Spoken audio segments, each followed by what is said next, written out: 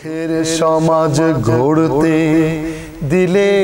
আসসালামু আলাইকুম ওয়া রাহমাতুল্লাহি ওয়া বারাকাতুহু। আলহামদুলিল্লাহ ওয়াসসালাতু ওয়াসসালামু আলা রাসূলিল্লাহ ওয়া আলা আলিহি ওয়া আসহাবিহি ওয়া মান ওয়ালাহ, আম্মা বা'দ। প্রিয় দর্শক শ্রোতা, যে যেখান থেকে এটিএন বাংলার পর্দায় মাহে রমাদানের বিশেষ আকর্ষণ আল কোরআনে আদেশ নিষেধ দেখছেন, সকলকে জানাই আন্তরিক মোবারকবাদ। প্রিয় দর্শক, আপনারা ধারাবাহিকভাবে কোরআন মাজিদের আদেশ নিষেধগুলো জানছিলেন এবং কোরআন এটা আল্লাহ রাব্বুল আলামিনের পক্ষ থেকে আমাদের জন্য কত বড় রহমত। পাশাপাশি এই মাহে রমাদান যেখানে কোরআন আল্লাহ তাআলা নাজিল করেছেন যেন আমরা কোরআন মাজিদকে জানি, বুঝি এবং সেই অনুযায়ী জীবনকে পরিচালনা করার চেষ্টা করি। আসুন প্রিয় দর্শক, আজ আমরা আমাদের মসজিদ সমূহে হাফেজ সাহেবদের পক্ষ থেকে নবম তারাবিতে 12তম পারা তিলাওয়াত শুনেছি, যেখানে সূরা হুদ এর 6 থেকে 123 অর্থাৎ শেষ পর্যন্ত রয়েছে এবং সূরা ইউসুফ এর 1 থেকে 52 নং আয়াত পর্যন্ত রয়েছে। আসুন আমরা এখানে রব্বুল আলামিন আমাদের জন্য কি কি আদেশ নিষেধ রেখেছেন তা জানার চেষ্টা করি। আল্লাহ তাআলা যেন আমাদের সকলকে জীবনের প্রতিটি ক্ষেত্রে তা মানার তৌফিক দান করেন। রব্বুল আলামিন শুরুতেই আমাদেরকে জানিয়ে দিয়েছেন যে দুনিয়াতে যত পশু পাখি প্রাণী রয়েছে সব কিছুর রিজিক কিন্তু আল্লাহ তাআলার কাছে। সুতরাং সেই রিজিক যেন আমরা আল্লাহ তাআলার কাছেই অন্বেষণ করি, অন্য কারো কাছে যেন রিজিকের জন্য আমরা না ছুটে যাই। আল্লাহ তাআলা ইরশাদ করেন, আউযু বিল্লাহি মিনাশ শাইতানির রাজিম, বিসমিল্লাহির রহমানির রহিম, ওয়া মা মিন দাব্বাতিন ফিল আরদি ইল্লা আলাল্লাহি রিজকুহা। যত কিছু আছে সব কিছুর রিজিক কিন্তু আল্লাহ তাআলার কাছে। তিনি সেই গভীর পানির নিচে অথবা আসমানে, গাছে, জঙ্গলে, যে কোনো জায়গায় সব প্রাণীকে রব্বুল আলামিন কিন্তু রিজিক দিচ্ছেন। তো আল্লাহ রব্বুল আলামিন তিনি যে রিজিক দিচ্ছেন এই রিজিকটা বন্টিত হয়ে গেছে। সুতরাং আমরা যারা রিজিকের জন্য একদম পাগলপারা হয়ে যাই, আমাদেরকে চেষ্টা করতে হবে, একথা সত্য, কিন্তু এমন পাগলপারা হওয়া যাবে না এবং আল্লাহ ব্যতীত অন্য কারো কাছে গিয়ে রিজিক অন্বেষণ করা যাবে না। এই জন্য রব্বুল আলামিনের কাছেই রিজিক চাইতে হবে, এটাই আল্লাহ তাআলার নির্দেশনা দুনিয়ার সকল মানুষের জন্য। মানুষের তো বুঝ আছে, বুদ্ধি আছে, সুতরাং তাকে এটা মেনে নিতেই হবে। সে এটা যদি মেনে না নেয় সে সবচেয়ে বেশি অকৃতজ্ঞ হয়ে যাবে। এই জন্য আল্লাহ তাআলা আমাদেরকে বুঝার তৌফিক দান করেন। যারা কোরআন বিরোধী তাদেরকে বলতে হবে যে তোমরা যে কোরআনের বিরোধিতা করছো, তো কোরআনের মতো কি তোমাদের কাছে কিছু আছে, এনে দেখাতে পারবে? দেখবেন যে এই চ্যালেঞ্জ দিলে তারা একদমই ব্যর্থ হয়ে যাবে এবং কোরআনের সৌন্দর্যের দিকে আশা করা যায় যদি হিদায়ত তাদের তাকদীরে থাকে তারা কিন্তু হিদায়তের দিকে আসবে। যেই কারণে যারা কোরআনকে অমান্য করে, অপছন্দ করে, তাদেরকেও চ্যালেঞ্জ দিতে হবে যে হ্যাঁ তুমি কোরআনের মতো আরেকটা দেখাও। সে কখনোই দেখাইতে পারবে না ইনশাআল্লাহ। ধৈর্য ধারণ করতে হবে, আল্লাহ তাআলার ইবাদত করতে হবে, প্রতিপালক আল্লাহ তাআলার নিকটই ক্ষমা চাইতে হবে। আমরা অনেক সময় তো মানুষের কাছে ক্ষমা চাই, সেটা মানুষের সাথে মানুষের আচার আচরণের ক্ষমা, কিন্তু প্রকৃত ক্ষমা অপরাধের জন্য করবেন মহান রব্বুল ইজ্জত ওয়াল জালাল। যদি কোনো মানুষের সাথে হকের সম্পৃক্ততা থাকে, মানুষের হক, হাক্কুন নাস, তাহলে কিন্তু তার কাছে আমাকে ক্ষমা চেয়ে নিতে হবে। আর যতগুলো আল্লাহর হক আছে এগুলোর ব্যাপারে অবশ্যই আল্লাহ তাআলা তাওবা করলে রব্বুল আলামিন কবুল করে নেন। আল্লাহ তাআলার নিকট প্রত্যাবর্তন করতে হবে, প্রতিপালক আল্লাহ তাআলার উপর তাওয়াক্কুল করতে হবে। কারো আগমনে বা সাক্ষাতে সালাম বিনিময় করতে হবে। সালামের ক্ষেত্রে আমাদের একটা সমাজে আচরণে একটু ভুল দেখা যায়। অনেকেই দেখবেন সালামকে ভুল উচ্চারণে বলেন আসসালামু আলাইকুম বা এই ধরনের কথা। আসলে কিন্তু সালামের শুদ্ধ উচ্চারণ হলো আসসালামু আলাইকুম এবং এটার উত্তর হলো ওয়া আলাইকুমুস সালাম ওয়া রাহমাতুল্লাহি ওয়া বারাকাতুহু। কেউ যদি সালাম দেয় আসসালামু আলাইকুম, উত্তর দিবে ওয়া আলাইকুমুস সালাম ওয়া রাহমাতুল্লাহ। কেউ যদি সালাম দেয় আসসালামু আলাইকুম ওয়া রাহমাতুল্লাহ, তাহলে উত্তর দিবে ওয়া বারাকাতুহু সহ। সুতরাং এই যে সালাম দেয়া নেয়া, এক্ষেত্রে কিন্তু শুদ্ধতার বিষয়টা খেয়াল রাখতে হবে, কারণ অশুদ্ধ হলে অর্থ পরিবর্তন হয়ে যেতে পারে। হয়তো আপনি শান্তি কামনা না করে তার মৃত্যুও কামনা করে ফেলতে পারেন। এই জন্য কারো সাক্ষাতে সালাম দিতে হবে এবং সেই সালামকে শুদ্ধভাবে দেওয়া নেওয়া এটা শিখতে হবে, আমাদের বাচ্চাদেরকে শেখাতে হবে। তারা যেন ছোটোবেলা থেকেই শুদ্ধভাবে সালাম দেয়া নেয়ার চর্চায় তারা যেন এটা জানতে পারে এবং তারা যেন এটা চর্চা করতে পারে, এই জন্য সালাম দিতে হবে, নিতে হবে। ন্যায়সঙ্গতভাবে ওজন করতে হবে, সাধ্যমতো দ্বীনের সহযোগিতা করতে হবে এবং এতে নিজেকে নিয়োজিত রাখতে হবে। আখিরাতের শাস্তিকে ভয় করতে হবে। আল্লাহ তাআলার আদেশ এর উপর মুমিনদেরকে অবিচল থাকতে হবে। রব্বুল আলামিনের যে কোনো আদেশ এটা মুমিনের জন্য অবশ্যই যেন মানে এটা অবশ্য পালনীয় হয়, সে কখনো এটা থেকে বিমুখ হতে পারবে না, তাহলে সে আর মুমিন থাকবে না। দিবসের 2 প্রান্ত ভাগে এবং রাতের প্রথমাংশে অর্থাৎ 5 ওয়াক্ত সালাত আদায় করতে হবে। দিবসের 2 প্রান্ত বলতে জোহর আসর, আর রাতের প্রান্ত বলতে মাগরিব এশা, আর এছাড়া ফজরের কথা আল্লাহ তাআলা আলাদাভাবে উল্লেখ করেছেন। সুতরাং এই 5 ওয়াক্ত সালাত একজন মানুষকে যথা সময়ে আদায় করতে হবে, কারণ রব্বুল আলামিন সালাতকে সময়ের সাথে সম্পৃক্ত করে আবশ্যক করেছেন, ফরজ করেছেন। সুতরাং সময় মতো 5 ওয়াক্ত সালাত আদায় করতে হবে। সৎকর্মপরায়ণদেরকে ধৈর্যশীল হতে হবে। পৃথিবীতে যারা বিপর্যয় সৃষ্টি করে তাদেরকে বাধা দিতে হবে যে বিপর্যয় সৃষ্টি করা যাবে না। বিপর্যয় এত কঠিন যে আল্লাহ রাব্বুল আলামিন হত্যার চেয়েও বিপর্যয়কে জঘন্য বলেছেন। সুতরাং এ বিষয়ে অবশ্যই যারা বিপর্যয় করে তাদেরকে সকলে মিলে সম্মিলিতভাবে বাধা প্রদান করতে হবে। আগত বিপদের ক্ষেত্রে আল্লাহ তাআলার সাহায্য কামনা করতে হবে এবং সবরে জামিল বা সুন্দর উত্তম ধৈর্য ধারণ করতে হবে।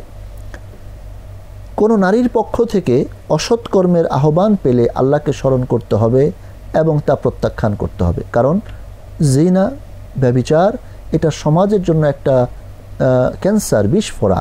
সমাজের বিভিন্ন জায়গায় এটা ছড়িয়ে পড়েছে। এমনকি দেখেন, আফসোস লাগে যে মাহে রমাদানেও মানুষের বুদ্ধি নাই, মানুষের আকল নাই, তারা বুঝে না যে আল্লাহ রাব্বুল আলামিন মাহে রমাদান দিয়েছেন সংযমের জন্য।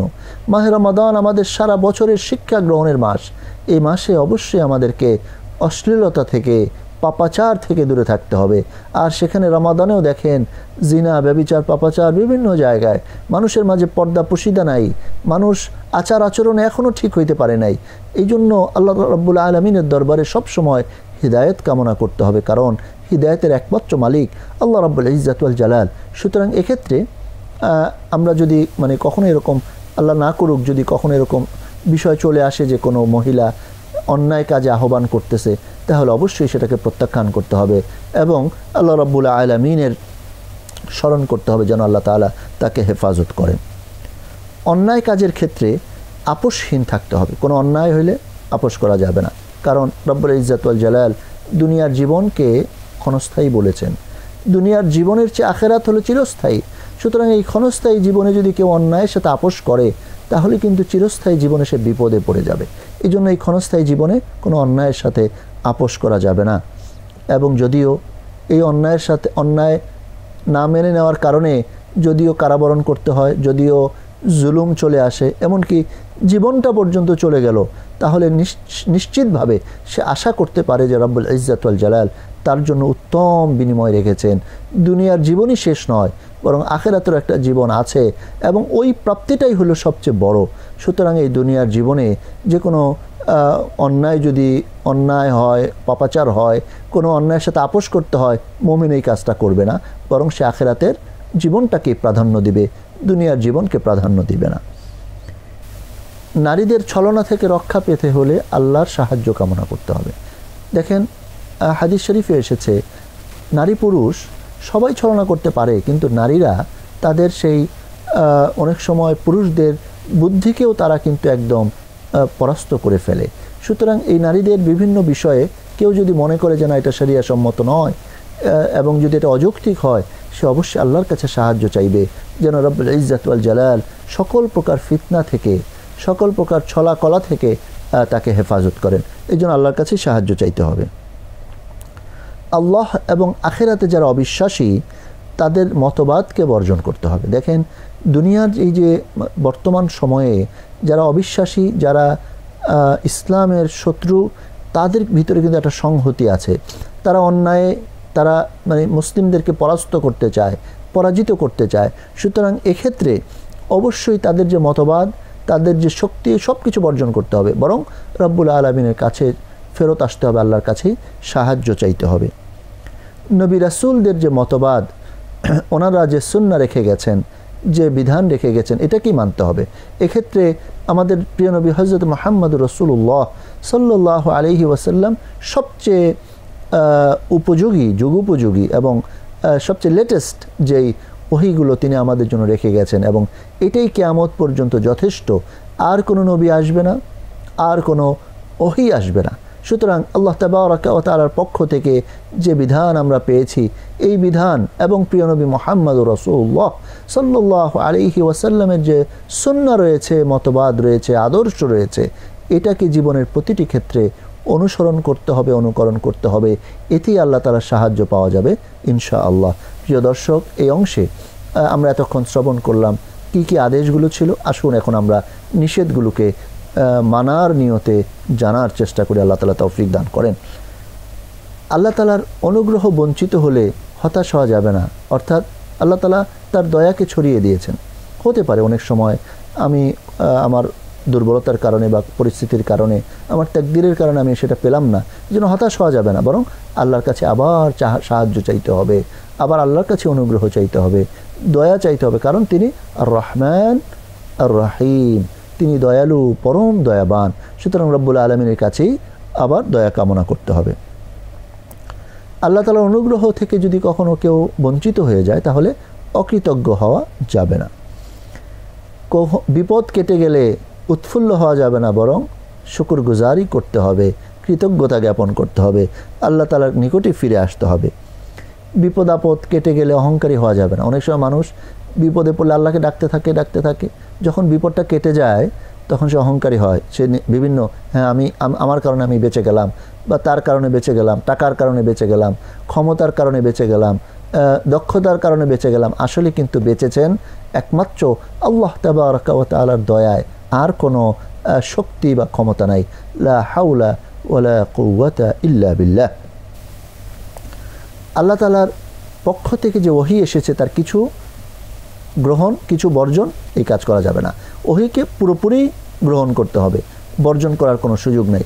হ্যাঁ, নিষেধগুলো বর্জন করবে, আদেশগুলোকে মেনে চলবে, কিন্তু কোনো ওহীর কিছু অংশ আমার ভালো লাগলো মানলাম, আর কিছু অংশ মানলাম না, এই কাজটা কিন্তু করা যাবে না। এটা করলে কিন্তু অবশ্যই সে কাফেরদের অন্তর্ভুক্ত হয়ে যাবে। একজন মুমিন সে কোরআনের কোনো অংশকেই অপছন্দ করতে পারবে না, অমান্য করতে পারবে না। পার্থিব জীবন এবং এর যে সৌন্দর্য আছে, এটাকে কামনা করা যাবে না। আল কোরআন নিয়ে সন্দিহান হওয়া যাবে না। আল্লাহ তাআলার পথে বাধা দেওয়া যাবে না। আল্লাহ তাআলার পথে বক্রতা অনুসরণ করা যাবে না। আল্লাহ ব্যতীত অন্য কারো ইবাদত করা যাবে না। মুমিনদেরকে মজলিস থেকে তাড়িয়ে দেওয়া যাবে না। অর্থাৎ কোনো মজলিসে ইমানদার আছেন, নেককার আছেন, মুত্তাকি আছেন, তাকে সরাইয়া দেওয়া যাবে না, বরং উনি থাকবেন, নেক আলোচনা করবেন। এটা রহমত, বরকত। কখনো এই কাজ করা যাবে না। অজ্ঞদের অন্তর্ভুক্ত হওয়া যাবে না। যারা মূর্খ, যারা অজ্ঞ, যারা কোনো কিছু বোঝে না, জানে না, তাদের অন্তর্ভুক্ত হওয়ার কোনো সুযোগ নাই। স্বৈরাচারীদের অনুসরণ করা যাবে না। হ্যাঁ, দুনিয়াতে অনেক স্বৈরাচার আসবে যাবে। স্বৈরাচার আপনাকে কোনো কাজে হয়তো বাধ্য করতে পারে, কিন্তু আপনাকে আমাকে কিন্তু হয়তো এই বাধ্য করতে গেল, কিন্তু আমি আর আপনি যদি তাওয়াক্কুল করে আল্লাহর উপরে এবং স্বৈরাচারের সেই আচরণ থেকে দূরে থাকি, অবশ্যই এটার বিনিময় রব্বুল আলামিন একদিন না একদিন দুনিয়াতে হোক আখিরাতে হোক অবশ্যই তিনি দিবেন ইনশাআল্লাহ। আল্লাহ তাআলার ইবাদতের ব্যাপারে সন্দেহ পোষণ করা যাবে না। মেহমানদের সম্মুখে কাউকে হ্যায় প্রতিপন্ন করা যাবে না। পরিমাপে ওজনে কম দেওয়া যাবে না। পৃথিবীতে বিপর্যয় সৃষ্টি করা যাবে না। আল্লাহ তাআলার আদেশগুলো মানার ক্ষেত্রে সীমা লঙ্ঘন করা যাবে না। জুলুমকারীদের প্রতি ঝুঁকে পড়া যাবে না। আল্লাহ তাআলার সাথে অন্য কোনো কিছুকে বা কাউকে শরিক করা যাবে না। আল্লাহ তাআলা ব্যতীত অন্য কারো ইবাদত করা যাবে না।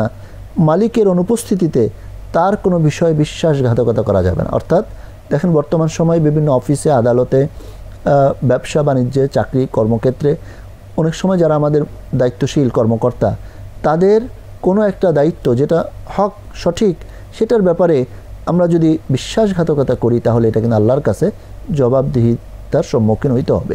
আল্লাহ তাআলার হাবিব মুহাম্মদ রাসূলুল্লাহ সাল্লাল্লাহু আলাইহি ওয়াসাল্লামের ইরশাদ করেছেন, কুল্লুকুম মাসউল, তোমরা প্রত্যেকেই কিন্তু দায়িত্বশীল।